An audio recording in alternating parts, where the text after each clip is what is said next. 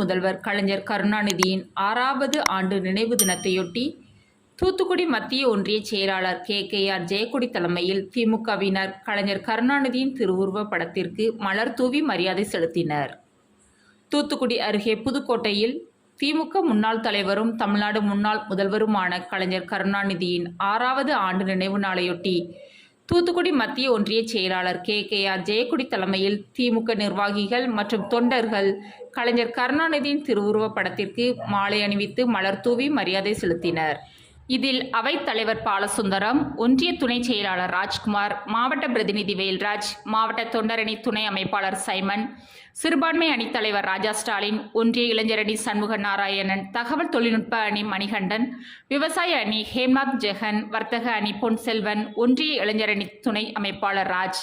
ஜோஸ்வா, கிளை செயலாளர்கள் பால்ராஜ், சீனிவாச பிள்ளை, பால்சாமி, சிவா, சின்னத்துரை, அருள் ஜெயபாலன், சார்லஸ், தன்ராஜ், ஆல்வின், ஞானகுமார், செல்வின் மற்றும் பலர் கலந்து கொண்டனர்.